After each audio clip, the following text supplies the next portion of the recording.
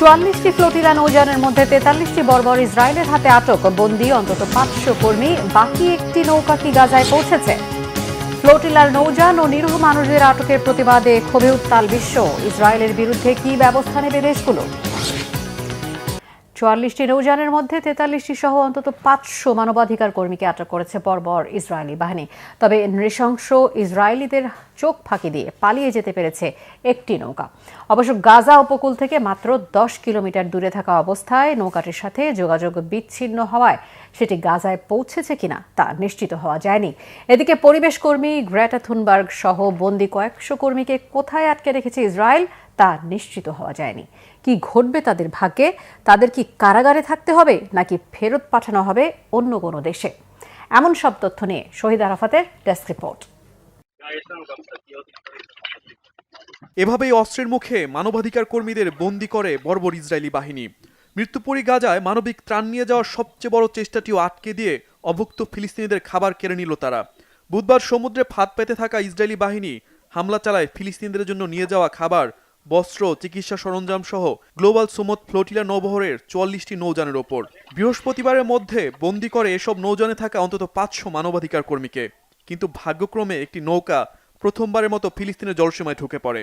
সে সময় ধারণ করা এক ভিডিওতে নৌকাটিতে থাকা এক মানবাধিকার কর্মী জানান, গাজা উপকূল থেকে মাত্র 10 কিলোমিটার দূরে আছে তারা। তবে সে সময় ইসরায়েলি বাহিনী জল কামান দিয়ে তাদের উপর হামলা চালায়।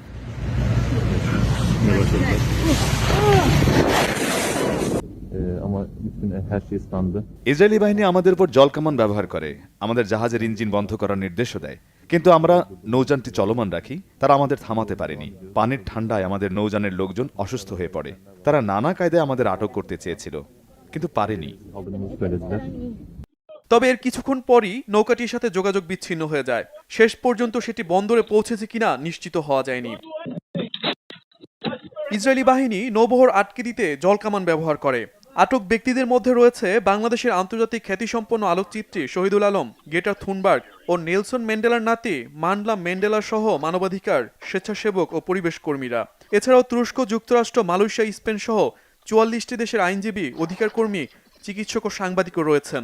সুইডিশ পরিবেশ কর্মী গ্রেটা থুনবার্গ এক ভিডিও বার্তায় আটকের ঘটনায় ক্ষোভ প্রকাশ করেন। তাদের দ্রুত মুক্তির জন্য আন্তর্জাতিক সম্প্রদায়ের কাছে আহ্বান জানান তিনি। আমি সহ আরো কয়েকশো কর্মীকে আটক করে রেখেছে ইসরায়েলি বাহিনী। আমাদের মানবাধিকার অভিযান তারা পণ্ড করে দিয়েছে। আমরা কোনো আন্তর্জাতিক আইন ভঙ্গ করিনি। বিভিন্ন দেশের সরকার ও আন্তর্জাতিক সম্প্রদায়ের কাছে আমাদের আহ্বান, তারা আমাদের মুক্তির জন্য পদক্ষেপ নিক। গ্রেটা থুনবার্গ সহ মানবাধিকার কর্মীদের ইসরায়েলে নিয়ে যাওয়া হয়েছে। সেখান থেকে তাদের ইউরোপে ফেরত পাঠানোর তোড়জোড় চালাচ্ছে ইসরায়েল। ইসরায়েলি প্রশাসন বলছে, বন্দীরা সুস্থ আছে এবং গাজায় অবরোধ ভঙ্গ করায় তাদের বিরুদ্ধে অভিযান চালানো হয়েছে। গ্লোবাল সুমুদ ফ্লোটিলা নৌবহরে থাকা মানবাধিকার কর্মীদের আটকের ঘটনায় কাতার, মালয়েশিয়া, তুরস্ক, পাকিস্তান, কলম্বিয়া সহ বিভিন্ন দেশের নেতারা নিন্দা জানিয়েছেন। দ্রুত এসব কর্মীদের মুক্তির দাবি জানিয়েছেন তারা। আন্তর্জাতিক আইন ভঙ্গের জন্য ইসরায়েলের শাস্তির দাবিও জানান নেতারা। শহীদ আরাফাত, বাংলাভিশন নিউজ ডেস্ক।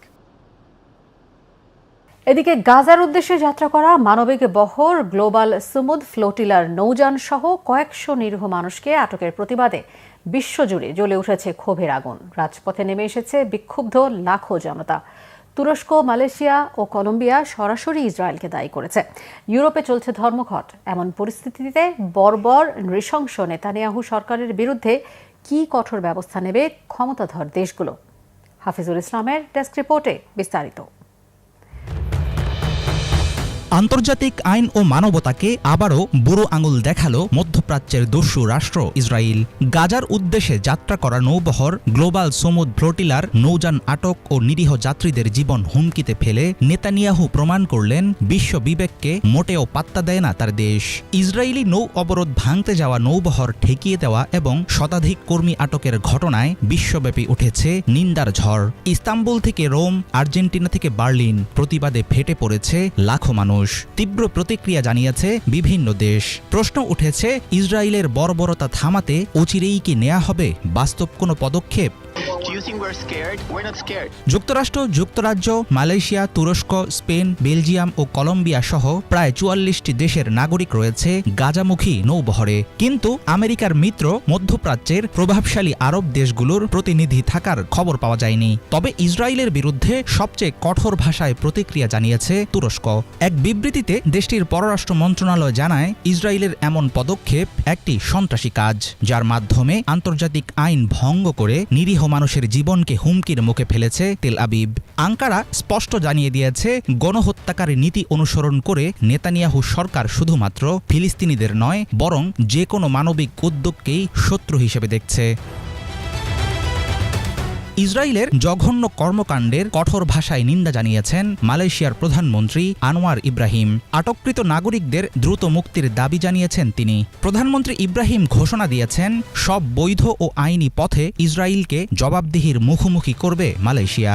নৌবহরে থাকা কলম্বিয়ার নাগরিক সহ অন্যদের আটকের জেরে কঠিন সিদ্ধান্ত নিয়েছেন কলম্বিয়ার প্রেসিডেন্ট গুস্তাভো পেত্রো। এর মধ্যেই নিজ দেশ থেকে ইসরায়েলি কূটনৈতিক প্রতিনিধি দলকে বহিষ্কার করেছেন তিনি। একই সঙ্গে তেল আবিবের সাথে একটি মুক্ত বাণিজ্য চুক্তি অবিলম্বে বাতিলের ঘোষণাও দিয়েছেন পেত্রো।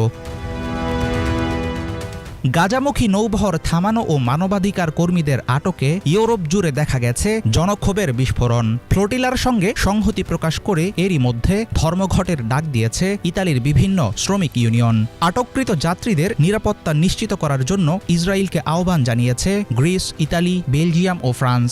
গাজায় মানবিক সহায়তার পথ বন্ধ করে সরাসরি নিরীহ মানুষের জীবন ঝুঁকিতে ফেলছে ইসরায়েল, এমন মন্তব্য করেন আয়ারল্যান্ডের প্রেসিডেন্ট। যুক্তরাষ্ট্রের অন্তত ২০ জন ডেমোক্রেট কংগ্রেসম্যান হোয়াইট হাউসকে চাপ দিয়েছেন ফ্লোটিলায় অংশগ্রহণকারীদের সুরক্ষা নিশ্চিত করতে।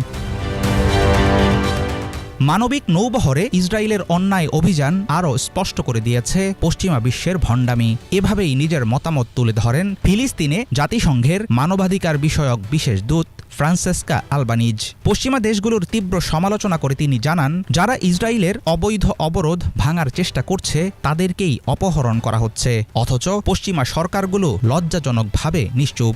এখন প্রশ্ন একটাই, আন্তর্জাতিক মহল কি আবারও বিবৃতি দিয়েই থেমে যাবে? বিশ্বজুড়ে বিক্ষোভ, ধর্মঘট আর কূটনৈতিক প্রতিক্রিয়া কি পারবে নেতানিয়াহুকে দমাতে?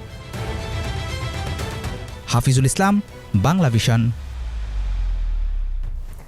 পুরো বিশ্বের নজর যখন গ্লোবাল ফ্লোটিলার দিকে, তখন গোটা বিশ্বের চোখের সামনে গাজায় চলছে নির্বিচার ফিলিস্তিনি হত্যা।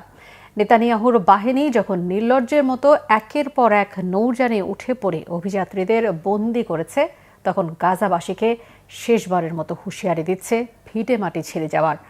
যেন কোনো কিছুকেই পরোয়া করছে না তেল আবিব। কেন এমন বেপরোয়া হয়ে উঠেছে দেশটি?